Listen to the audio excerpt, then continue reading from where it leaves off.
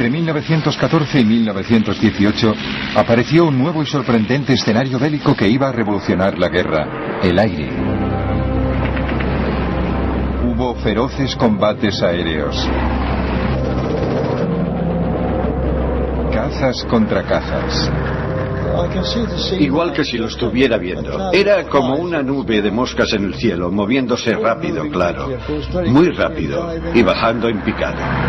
Había accidentes tremendos y la lista de bajas indicaba que casi todos los pilotos morían. Di un beso a mi madre. Lo recogí todo y le dije: adiós, mamá. No creo que volvamos a vernos. Era la actitud que tenías que tomar. Sabías que ibas a morir. La guerra en el aire vio cómo los aviones se las arreglaban para despegar desde una plataforma situada encima de otro aeroplano. Y la invención de un concepto radicalmente nuevo: el portaaviones. Dio impulso a una carrera tecnológica. Los diseñadores de ambos bandos intentaban superarse unos a otros. Esa carrera trajo la nueva época de los aviones de combate y de los bombarderos. De una nueva raza de héroes, los ases del aire. Ahora podemos ver esa guerra aérea tal como la vieron los pilotos, en color.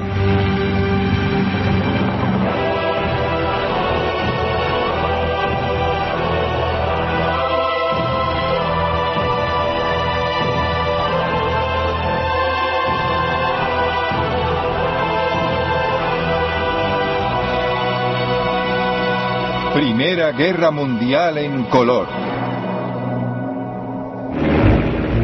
Sangre en el aire.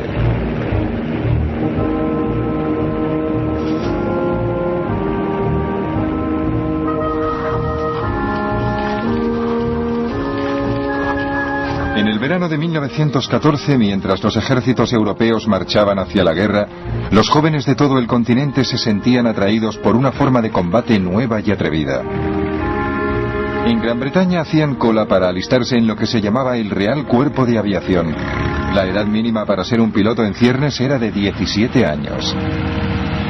El escenario principal para esos pioneros adolescentes iba a ser el frente occidental, Francia, en cuanto lograran pasar de la oficina de reclutamiento. Hasta ese momento no se nos había ocurrido que nadie más hubiera pensado en alistarse en el Real Cuerpo de Aviación. Era idea nuestra, una idea brillante y original, y a nadie más podía habérsele ocurrido. ¿Cuál fue nuestra decepción al ver la larga cola de chicos que esperaban delante de nosotros? Todas nuestras esperanzas, y eran muchas, se esfumaron. ¿Y todos esos también quieren entrar? Parece que sí. Luego el silencio y poco a poco la cola que se iba acortando, y todos mirábamos nerviosos a la cara de los que salían, intentando leer en sus ojos: ¿le habrán aceptado? ¿Me aceptarán a mí? La aviación solo tenía 11 años de existencia cuando empezó la Primera Guerra Mundial. Imagínate, para un chico de 18 o 19 años, al ver esas máquinas, eran los Ferrari de la época, eran los Harrier de la época.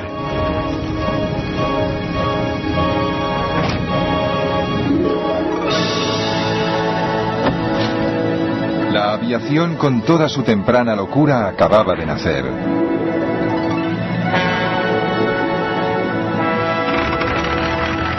En 1903 los hermanos Wright realizaron el primer vuelo a motor con un Kitty Hawk en Carolina del Norte.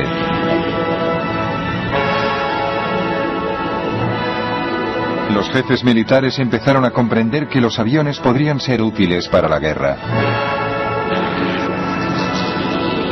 En 1909 el francés Louis Blériot cruzó 30 kilómetros de mar, el Canal de la Manga.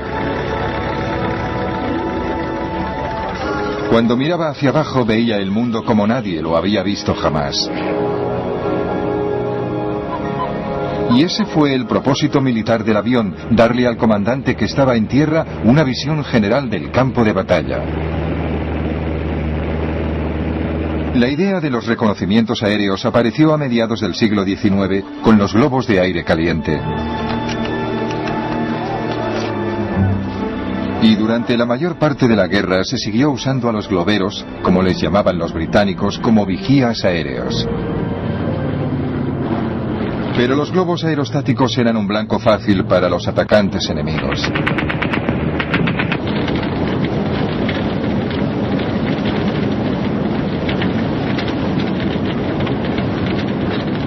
Para mayor seguridad, desde 1916 se permitió a los tripulantes de globos usar el paracaídas plegable que se había presentado en Norteamérica por primera vez hacía 30 años. Durante la Primera Guerra Mundial, a los pilotos aliados no se les permitió llevar paracaídas porque sus comandantes creían que eso podía animarles a abandonar el avión innecesariamente. Los paracaidistas fueron la clave de una nueva forma de defensa aerostática. Cuando el globero localizaba un avión enemigo, saltaba rápidamente en paracaídas. Luego, la tripulación intentaba recoger el globo antes de que se incendiara.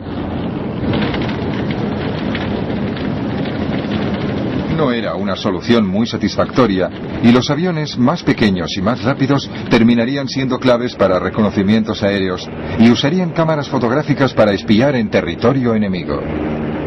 Si retratas algo, ves cosas que un observador corriente no puede ver, porque te llevas la película a casa, la revelas, la amplías, creas una imagen muy detallada y miras. Puedes ver nidos de ametralladoras, puedes ver rutas, puedes ver puestos de mando. Además de tomar fotografías, los pilotos podían transmitir por radio lo que veían al control de tierra. La única manera que tenía el enemigo de evitar que la información se filtrara o que el piloto volviera a la base con sus valiosas fotografías era abatirle. Pero en esas primeras épocas era difícil. Uno de los mayores problemas iniciales para que las armas fueran eficaces contra los aviones, ya fueran bombas, ametralladoras o cualquier otra cosa, era la cuestión del peso. Eran aviones primitivos, muy ligeros, con motores muy poco potentes. Apenas podían cargar con el piloto. Los pilotos se enfrentaban con otro obstáculo a la hora de disparar. El propulsor delantero estorbaba. La primera solución llegó en abril de 1915 de la mano del piloto francés Roland Garros. Puso cuñas de acero en las hélices propulsoras, así las balas de las ametralladoras simplemente rebotaban. Claro, no es una solución ideal, sobre todo por el peso añadido de la armadura para resistir el fuego de la ametralladora, y también porque desviaba 1 de cada 10 balas, y algunas incluso podían rebotar y dar en tu propio avión. A pesar de los peligros, Roland Garros abatió 5 aviones alemanes en 2 semanas. Sus pilotos no sabían de dónde venía el fuego, pero entonces Roland Garros se vio obligado a aterrizar en territorio alemán. Los alemanes vieron inmediatamente por qué este avión tenía tanto éxito, y en realidad estamos hablando de un solo avión que había hecho estragos en las fuerzas aéreas alemanas de la época. Pero cuando vieron lo primitivo que era el sistema y cómo podían disparar a través de las aspas, entregaron la máquina a un diseñador holandés muy brillante con mucho talento, Anthony Fokker. Fokker resolvió el problema y revolucionó el futuro de la guerra aérea, inventando un dispositivo que sincronizaba el fuego de la ametralladora con el movimiento del propulsor, de tal forma que las balas nunca daban en la hélice. Pronto, los pilotos alemanes perfeccionaban las tácticas que llevarían la masacre a los espacios aéreos. Vimos que era un avión alemán, y una vez colocado sobre nosotros, detrás del avión de en medio, se lanzó en picado como un halcón sobre una golondrina. Desde luego, di gracias de volver sano y salvo de esa misión. La aviación aliada estaba indefensa. En 1915 se produjo lo que se llamó el azote de los Fokker. La vida de un piloto aliado se contaba por días.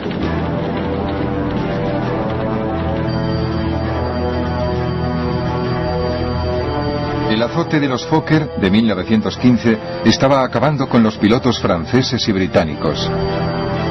Pero el ejército necesitaba con desesperación tener ojos en el aire. Cada día llegaban reemplazos a Francia recién salidos de la escuela de vuelo. Cuando llegué a Francia a pilotar un avión de combate, no había volado jamás con el tipo de avión que tenía que cruzar las líneas al día siguiente. Y mucho menos había recibido instrucciones. Algunos salían con apenas 5 horas de entrenamiento. Los 2 chicos con los que crucé el canal y estuve hablando en el barco habían muerto antes de que yo llegara a cruzar las líneas. Están matando a gente cada día. Mi mejor amigo estaba ahí una noche y al día siguiente, en la comida, ya no estaba. Era algo constante. Nunca tenías a nadie a tu lado. Nadie que se alegrara contigo. Nadie que se preocupara de ti si te herían. Estabas solo. Luchabas solo y morías solo. En algunos casos, los pilotos llegaban por la mañana como reemplazos y morían por la tarde sin tener tiempo ni de deshacer su petate. El comandante en jefe del Cuerpo de Aviación Real, Hugh Trenchard, ordenaba que se enviaran nuevos pilotos cada día para ocupar el lugar de los muertos a la hora de la cena. Si los pilotos no ven lugares vacíos alrededor, tienden a pensar menos en el destino de los amigos que se han ido para siempre. Están entretenidos invitando a beber a los recién llegados y haciéndoles sentir a gusto. 1915 fue un desastre continuo para los pilotos aliados. El azote de los Fokker duró 9 meses, y durante esos meses en el frente, la esperanza de vida media de un piloto británico era de solo 11 días. Esperabas que te mataran en cualquier momento. Nunca pensabas en la vida en absoluto. Solamente cumplías con tu deber. La moral estaba muy baja y se oían muchas protestas por lo inadecuado de nuestros propios aviones. Hugh Trenchard sabía que las bajas eran inevitables y que la guerra aérea, en lo que se refiere a los costes en vidas humanas, a las grandes pérdidas que había que sufrir antes de alcanzar la victoria, era igual que la guerra de trincheras. En el verano de 1916, los aliados habían recuperado el terreno en la carrera tecnológica. Sus aviones también contaban con ametralladoras delanteras y aparecieron nuevos modelos más rápidos, más ligeros y más ágiles. El Real Cuerpo de Aviación había doblado sus fuerzas de 12 a 27 escuadrones. El azote de los Fokker llegó a su fin.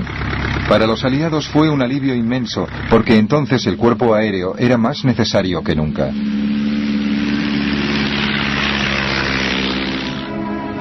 El punto muerto en la guerra de trincheras duraba ya casi 2 años. Tanto los comandantes aliados como los alemanes buscaban con desesperación la forma de romperlo. En febrero, los alemanes habían lanzado una ofensiva masiva en Verdún y los franceses resistían a la desesperada. Para aliviar la presión, el ejército británico planeó su ataque al Somme en julio. Los reconocimientos aéreos eran vitales, no solo para localizar objetivos alemanes, sino también para guiar el fuego de la artillería.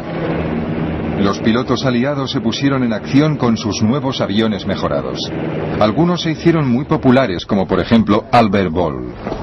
Albert Ball fue una inspiración para el Real Cuerpo de Aviación porque nada era demasiado peligroso para él y en cierto modo reflejaba la imagen que tenía Trenchard de lo que debía ser el Real Cuerpo de Aviación.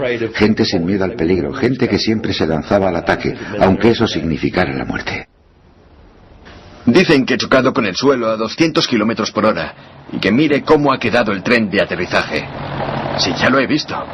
Pero ahora ya está casi listo para volar otra vez. Fue una sensación muy extraña caer en picado. Tuve tiempo de ver cómo me había llegado la hora. Pero resulta que no llegó. Ball no representaba el futuro del Cuerpo de Aviación Real. No podía hacerlo. Confiaba en la suerte para seguir vivo. Volvía con el avión lleno de agujeros de bala. Albert Ball murió a los 21 años. Había abatido 44 aviones alemanes. Los franceses fueron los más rápidos en sacar partido de sus ases del aire. Concentrándose en las vidas de los héroes del aire, distraían al público de las masacres en las trincheras. Los pilotos de éxito eran perseguidos por la prensa y exhibidos entre la alta sociedad.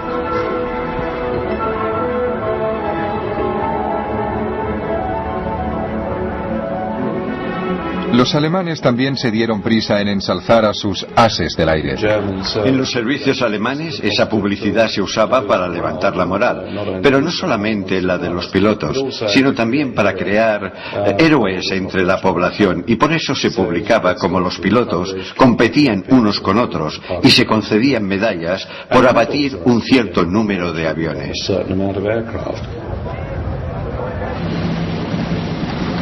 El as del aire alemán más popular era Manfred von Richthofen, el Barón Rojo. Richthofen abatió 80 aviones enemigos, más que cualquier otro piloto en la guerra. Soy un cazador. Cuando he abatido a un inglés, mi pasión por la caza queda satisfecha, por lo menos durante un cuarto de hora. Von Richthofen se convirtió en el ídolo de una visión romántica de la guerra aérea. Caballeros con brillantes armaduras voladoras enfrentándose en combate singular.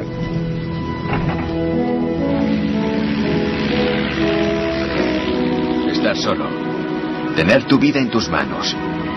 Usar tu habilidad en combate singular con el enemigo. Era como las justas de la Edad Media. La única esfera de la guerra moderna donde uno aún veía a su adversario y se enfrentaba a él en mortal combate. La única esfera donde aún existían la caballerosidad y el honor.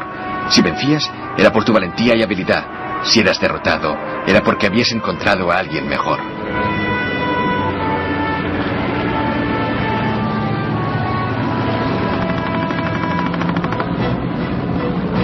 Pero mamá, no se pueden imponer desde la simple tierra las normas para la gente que patrulla por el aire. Allí eres alguien distinto. Yo diría que no eres un hombre. Yo por lo menos no lo soy.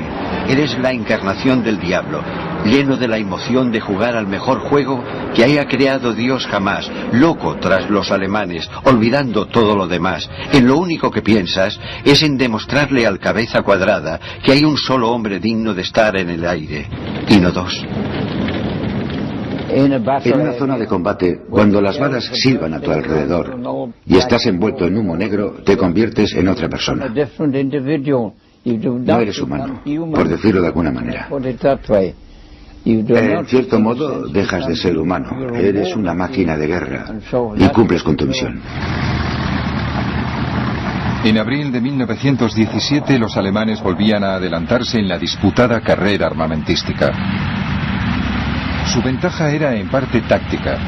Empezaron a actuar en escuadrones de 14 aviones llamados Yastas y enviaban 3 o 4 Yastas hacia el frente de una vez. Estos grupos masivos recibían el apodo de circos volantes. Las Yastas llevaron a las primeras grandes escenas de duelos entre escuadrones y no entre individuales, los famosos días de los combates en grupo. Los escuadrones británicos y aliados se enfrentaban a los circos alemanes en el aire sobre las trincheras y luchaban hasta la muerte, muchas veces ante la sorpresa de la infantería que les veía desde abajo. Igual que si lo estuviera viendo, eran como una nube de moscas en el cielo, moviéndose rápido, claro, muy rápido, y bajando en picado y rodeándose unos a otros, y oíamos los disparos, claro, pero estaban muy altos. Yo vi algunas batallas maravillosas, batallas aéreas entre 2 aviones de combate, y nunca, pero el problema es que nunca sabíamos quién ganaba. Apostábamos entre nosotros y yo me preguntaba, ¿quién volverá? ¿Quién va a ganar hoy? ¿Serán los alemanes o será uno de nosotros? La superioridad de los aviones alemanes y las tácticas Yasta costaron caras a los aliados. En 1917, durante el llamado Abril de Sangre, perdieron 150 aviones y 316 aviadores. Unos meses más tarde llegaron los primeros pilotos norteamericanos, pero la superioridad alemana se mantenía. Sin embargo, los aviadores aliados tenían que seguir volando sobre las líneas enemigas para dar información a sus ejércitos que preparaban desde tierra sus ofensivas de verano. Los comandantes y hasta los pilotos sabían que no tenían el mejor equipo ni las mejores herramientas para el trabajo y sin embargo les exigían que contribuyeran a una gran ofensiva. Sabían que los alemanes tenían mejores equipos y hasta cierto punto mejores tácticas y era algo trágicamente inevitable. Tenían que seguir volando. En esos momentos no podían hacer nada. Esta mañana nos hemos enfrentado con una nueva gama de Fokkers y desde luego son muy buenos. El piloto se ha quedado quieto y me ha bañado de plomo como con una manguera. Lo único que podría hacer yo es fijarme en su localizador y darle al timón de lado para desviarle la puntería.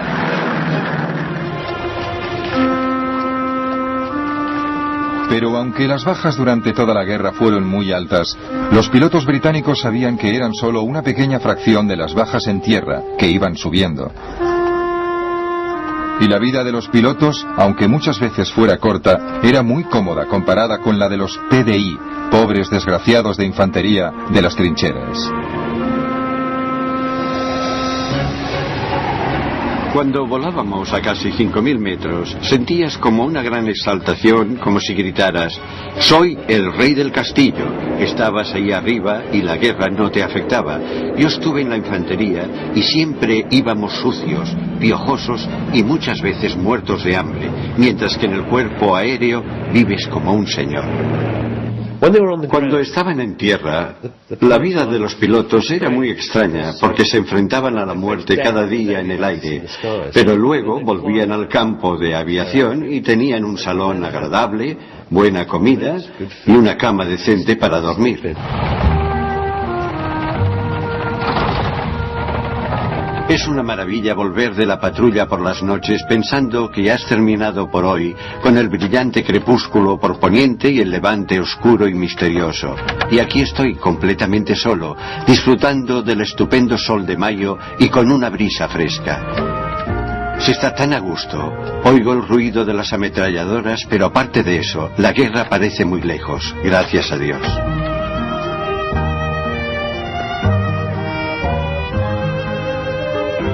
Hemos puesto un entoldado y comemos al aire libre, en un bosque. Se está mejor aquí cuando hace tanto calor como estos días. Aunque nos podría alcanzar el fuego de los cañones, ahora mismo no se nota que hay guerra. Estoy sentado en un bosque a la sombra, y lo único que se oye son las ametralladoras que disparan a lo lejos y el gramófono del salón.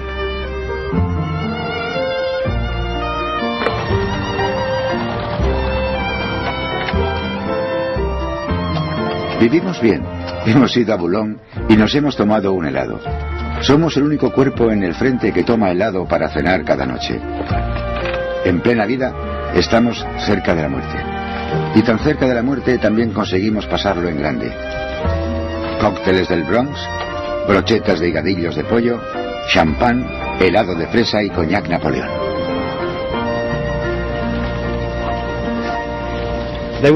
Más que nada eran chicos normales que podían morir en cualquier momento y vivían la vida intensamente. Muchos de ellos sufrían de los nervios a medida que pasaba el tiempo y veían que se acercaba la muerte. Este verano ha hecho un calor tremendo y teníamos que volar muchas horas. Todo eso afectaba a los nervios de los que tenían que volar. Recuerdo que mi compañero de cuarto pensaba lo mismo, y los dos nos quedábamos despiertos a oscuras pensando en la patrulla del amanecer al día siguiente. Al final no pudimos soportarlo más y nos confesamos uno al otro nuestro miedo y malos presentimientos. Encendimos las velas y luego nos sentimos un poco mejor, y de alguna forma conseguimos pasar la noche igual que tendríamos que pasar el día siguiente. Un piloto vivía atormentado por una pesadilla, una cara. La cara parecía vaga y distante, y poco a poco se acercaba hasta que la nariz de la cara y la de él estaban casi juntas y se miraban. Nada más, solo se miraban. Entonces se despertaba y ya no podía dormir. ¿Quién era? ¿Alguien a quien había matado? ¿O era el hombre que le esperaba bajo el sol?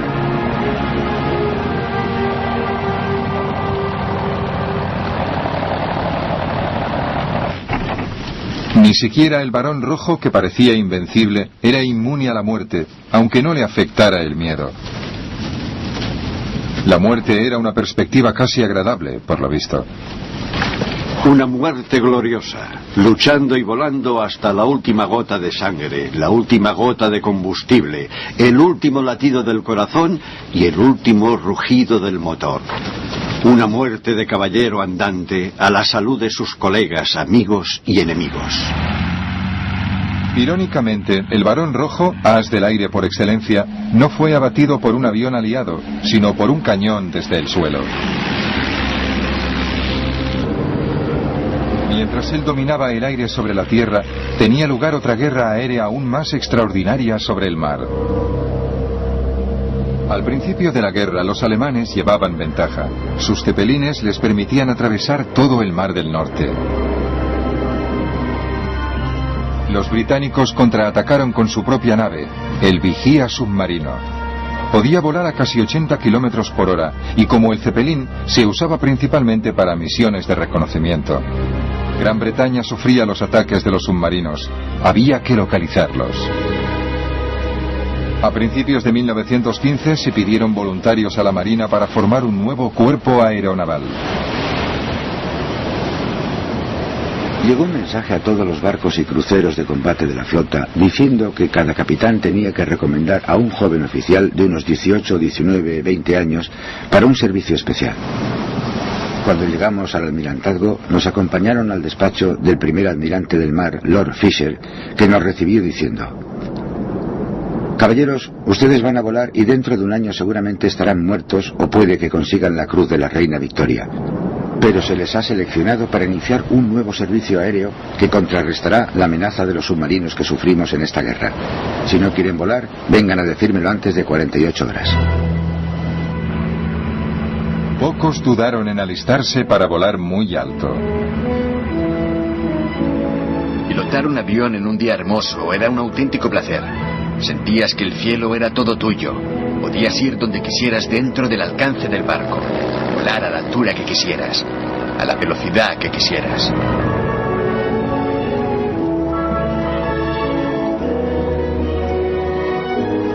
Los aviones británicos se hicieron cada vez más sofisticados. Además de localizar objetivos alemanes, también salían a bombardearlos, pero con una tecnología muy primitiva. Podíamos volar muchas horas, pero nuestra capacidad de llevar bombas era más bien reducida. Llevábamos bombas pequeñas que iban más o menos sueltas rodando por el suelo. Al fin las colgábamos de lado con trozos de cuerda y llevábamos navajas para cortar las cuerdas y soltar la bomba.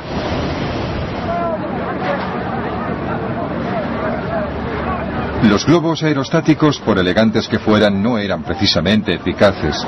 Lo que necesitaba la Marina eran aviones bien armados y más rápidos que pudieran actuar en el mar. El motivo principal seguía siendo la necesidad de acabar con los submarinos alemanes. En 1915 Alemania había declarado la guerra submarina sin restricciones y atacaba sin previo aviso cualquier barco mercante que se dirigiera hacia Gran Bretaña. Ya habían hundido cientos de barcos. Una grave amenaza para Gran Bretaña que dependía del comercio para sobrevivir. Aunque los submarinos atacaban desde debajo del agua, tenía que pasar la mayor parte del tiempo en la superficie. La mejor manera de localizarlos era con aviones, que también podían servir para hundirlos. Pero para conseguir que esos aviones primitivos y de poco alcance cubrieran grandes extensiones de océano, había que superar una serie de grandes retos tecnológicos. La mayor contribución del servicio aéreo de la Armada Real fue ser pionera en el uso de aviones en el mar. Al principio de la guerra, los aviones eran hidroaviones. Esos aviones llevaban flotadores de madera atados a las ruedas para poder despegar y aterrizar sobre el agua. Pero levantar esos hidroaviones en el aire era un trabajo muy pesado. Para colocar el hidroavión en la superficie del mar, había que detener el barco y usar una grúa para depositarlo en el agua. Era un sistema complicado, una pérdida de tiempo y de energías. Para despegar de la superficie del mar se gastaba mucho combustible. Los flotadores eran pesados y reducían mucho la velocidad del avión. Y luego, para volver a subir el avión a bordo, había que repetirlo todo a la inversa. Aterrizar con el avión en el mar, detener el barco y levantar el avión hasta cubierta. Era una imagen sorprendente.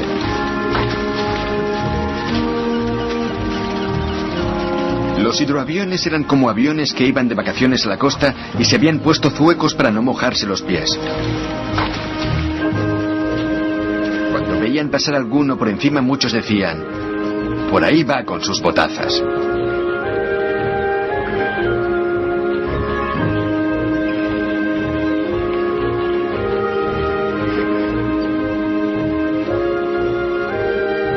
Todas las naciones en guerra se desesperaban buscando la forma de trasladar los aviones.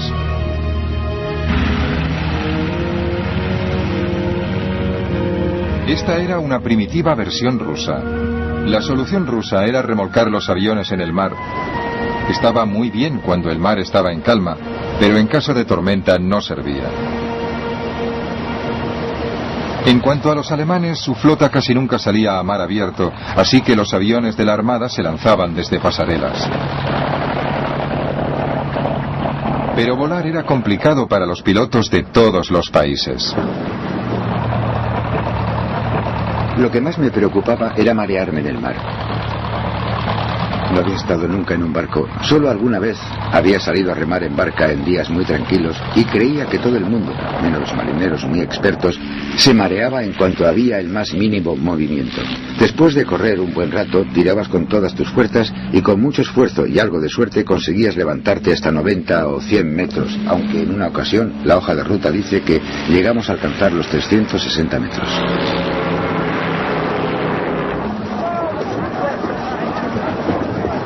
El primer avión marino británico producido en grandes series fue el Short. No era solo un avión de vigilancia, también podía ir armado con bombas. Eso añadía peso, y los pilotos no siempre conseguían despegar. El mar estaba tan calmado como una balsa de aceite. ¿Pero os creéis que la máquina despegó? Y un pimiento. Estuve 20 minutos luchando sobre la superficie como un pato herido, hasta que el agua del radiador empezó a hervir y la carlinga se puso como una sauna. Esos aviones primitivos no podían despegar a no ser que el mar estuviera muy tranquilo. Solo podían despegar y ser repescados cuando el mar estaba absolutamente llano. Y claro, eso en el Mar del Norte pasa muy pocas veces. Otra respuesta a la amenaza de los submarinos fue construir aviones con un alcance mucho más largo, que podían despegar desde un puerto tranquilo, y así nació el barco volador. En 1917 un barco volador hundió su primer submarino, pero sus pilotos no tenían apoyo. Personalmente, considero que las batallas de barcos volantes eran mucho más desesperadas que las que se libraban en el frente francés. Lo digo porque, además de los riesgos habituales del combate, había que hacer un largo viaje sobre un mar desierto antes y después de la lucha. El Mar del Norte es muy peligroso. La niebla, las marejadas, las nubes bajas son más habituales que los días buenos. Siempre sabías que si te fallaba el motor o tenías cualquier problema tonto, era casi seguro que te ibas a ahogar, con muy pocas probabilidades de que te rescataran.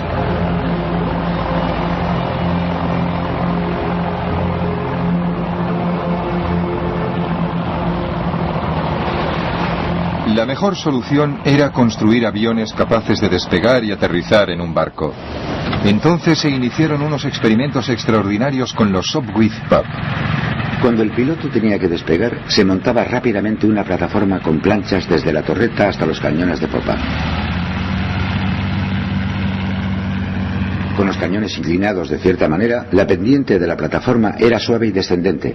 Así, el avión tenía un recorrido de 25 o 30 metros.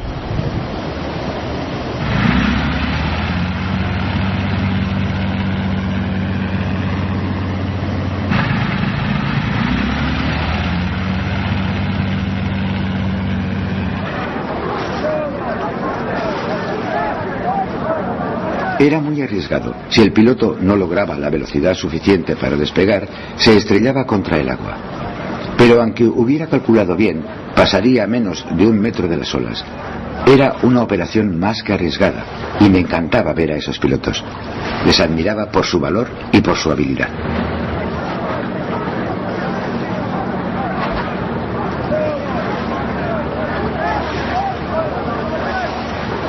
El servicio aéreo de la Armada Real tuvo la suerte de contar con muchos innovadores, gente que tenía una curiosidad insaciable por ver lo que se podía hacer con un avión.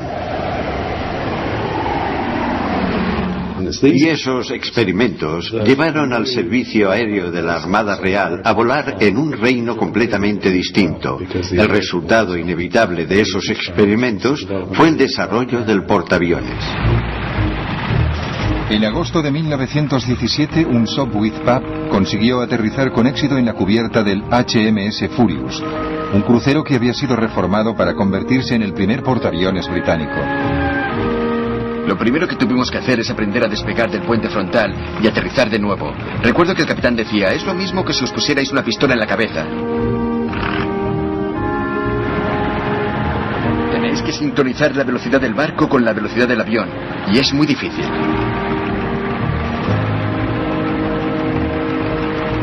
Pero a pesar de las dificultades, había nacido un nuevo tipo de arma. A principios de 1918 se lanzó el primer ataque de un portaaviones desde HMS Furious. Sus aviones, que despegaron sobre la cubierta, bombardearon y destruyeron los zeppelines alemanes en Torbium. Se trató de un hecho pionero en la historia del arma naval. El portaaviones alcanzó la mayoría de edad en esa batalla. Y al mismo tiempo en tierra se había conseguido otro avance tecnológico, el nacimiento del bombardero.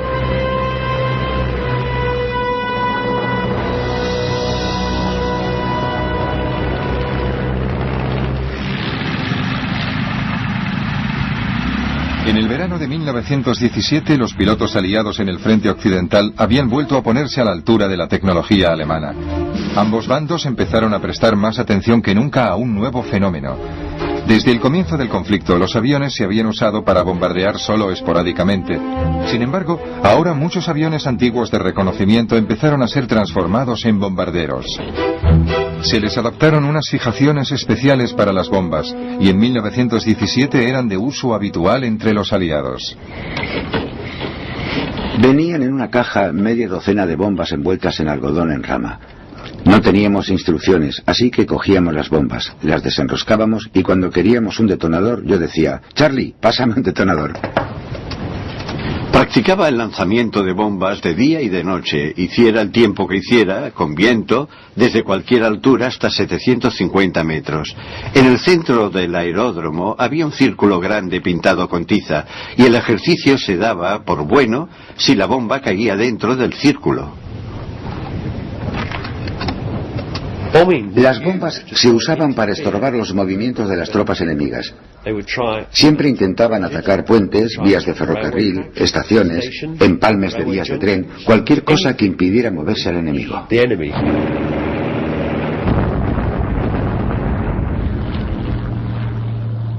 Los bombarderos volaban bajo para soltar su carga, y el fuego antiaéreo era cada vez más intenso. Los británicos lo llamaban Archie.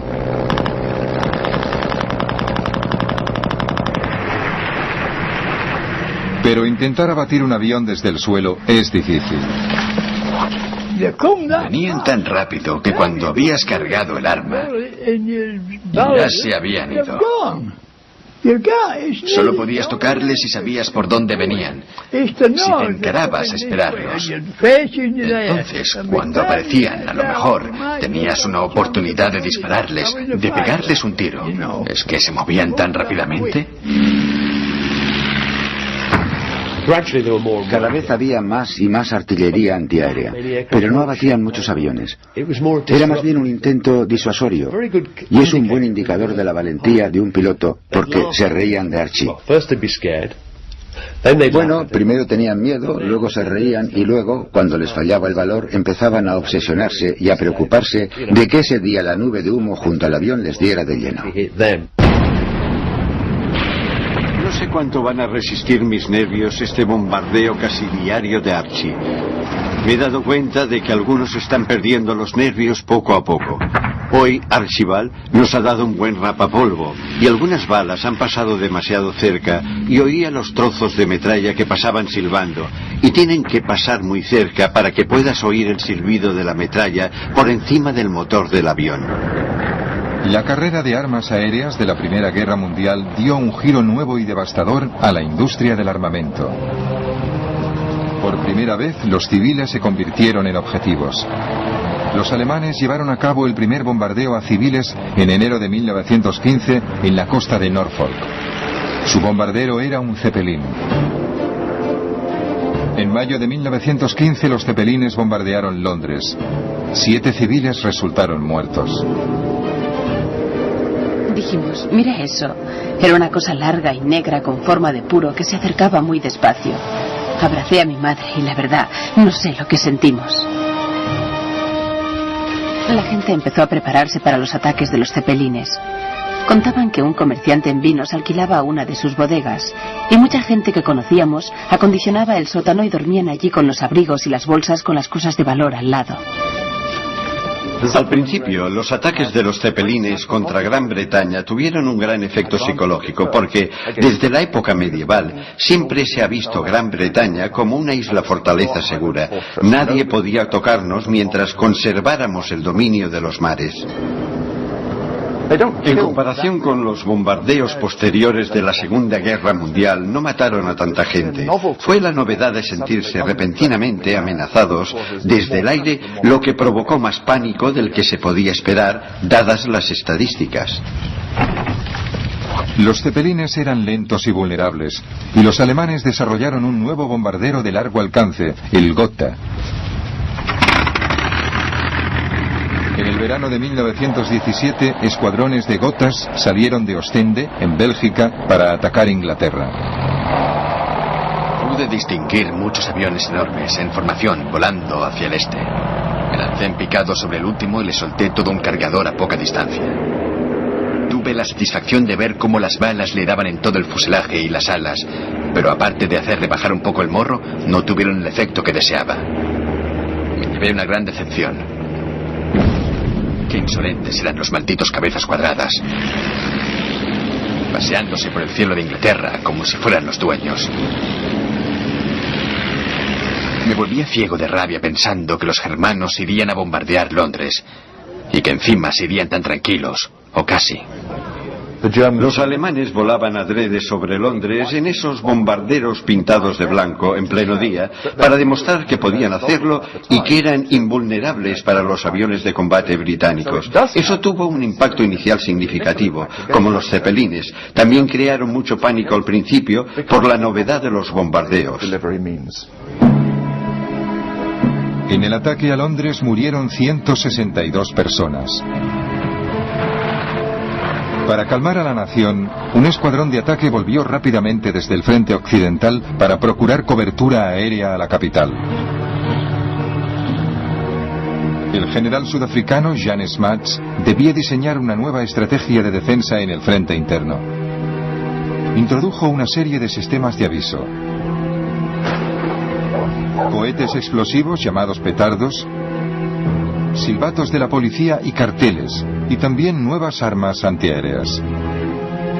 Las defensas resultaron eficaces, así que los alemanes pasaron a los ataques nocturnos. La pobre Mary es muy nerviosa, así que la escondimos en el pasillo del primer piso, en un lugar muy seguro, y luego Phyllis y yo nos escapamos a la ventana del tejado. Nunca había visto nada igual. El cielo parecía lleno de bombas. Luego se sintió un silencio de muerte, espantoso después de tanto ruido. Y luego, viniendo del este, oímos los motores de los aviones. Por poco nos matamos intentando verlos, pero con la niebla no veíamos nada.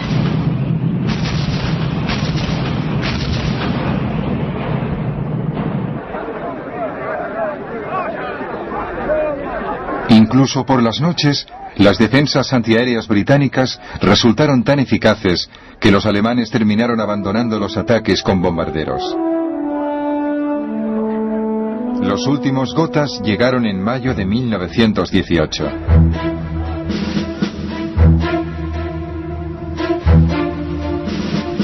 Los británicos también habían desarrollado sus propios bombarderos, como el Handley Page, que tenía autonomía para atacar objetivos en Alemania. Estas nuevas máquinas voladoras llevaron la guerra a un nivel desconocido. En 1918 el general Smuts escribiría proféticamente: según las previsiones actuales, no hay límites a la escalada del futuro uso independiente de la aviación para la guerra. Y es posible que pronto llegue el día en que las misiones aéreas, con su capacidad de devastar tierras enemigas y destruir centros industriales y de población a gran escala, se conviertan en las principales misiones de una guerra. Lo más distintivo de las misiones aéreas de la Primera Guerra Mundial es lo rápido que evolucionan. Empezamos con técnicas muy primitivas, globos de observación y pequeños aviones. Al final de la guerra ya había bombarderos estratégicos, escuadrones de aviones de combate, portaaviones y toda la gama de fuerzas aéreas que se desarrollaría durante el resto del siglo. A pesar de todos los cambios tecnológicos y estratégicos que había detrás, la lucha en el aire se reducía a individuos en sus aviones, enfrentándose en un combate singular de nuestros tiempos. El coste para ellos fue muy alto. Es posible que murieran miles de pilotos, y no millones, como en las trincheras, pero sus posibilidades de sobrevivir también eran muy pocas. La muerte de un as del aire, un norteamericano llamado Raoul Lavery, resumía cómo se veían a sí mismos. Su canción reflejaba lo que el piloto sabía, que su vida era emocionante, pero corta. Bajo las vigas que resuenan, las paredes están desnudas. Se oyen los ecos de unas risas. Los muertos están ahí. Sostened firmes la copa. El mundo es una mentira. A la salud de los muertos y viva el próximo que muera.